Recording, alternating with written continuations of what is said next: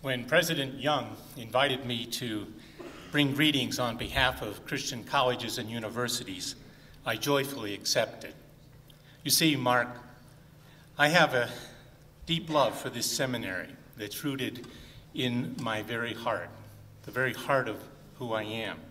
In fact, one of my boyhood recollections is driving in the family car from New England here to Denver to visit the first president and his first lady. Dr. Carey Thomas was not only the first president who led Denver during those early years of struggle, he was also my grandfather, a man I dearly loved and revered.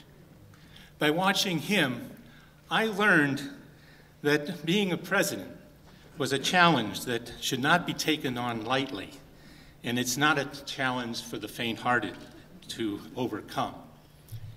In our family, we often prayed for Granddaddy. He recruited a faculty, he formed a board of trustees, he built a strong team of leaders around him. One of his first appointments was at the academic dean, Dr. Vernon Grounds, a brilliant scholar and a man that my grandfather truly relied on in those early years. My love for Denver Seminary and its people deepened as I studied with the dedicated faculty who poured themselves into my life. And now as a trustee, I see God's hand continuing to rest on this place of preparation and ministry and service. So today I represent a cord of leadership that continues to bind together Denver Seminary and my family. But Dr. Young, I also bring you greetings today on behalf of my colleagues in Christian higher education. Presidents at every level of education are confronted by significant challenges. Christian colleges live in the tension between stability and change.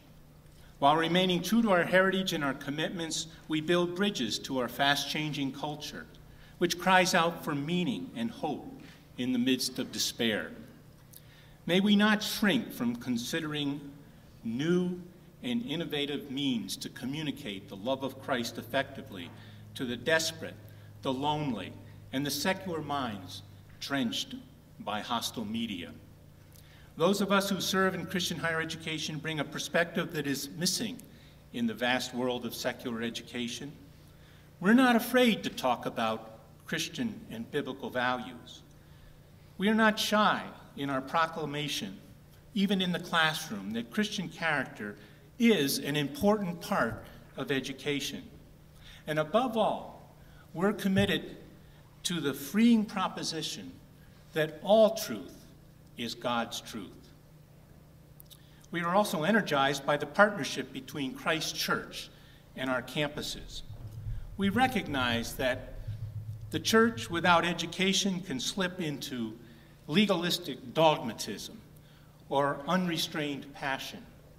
And education, divorced from the Holy Spirit and biblical foundations, can accumulate knowledge which lacks heart and soul. Education and the church need each other.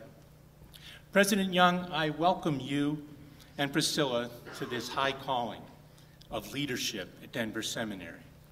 And as I prayed for the first president, I will pray for you. Continue to nourish the small sapling that was planted at Denver Seminary in 1950. The tree is much stronger now. As you lead, draw this encouragement from the Apostle Paul. Let your roots grow down into him, and let your lives be built on him. God bless you.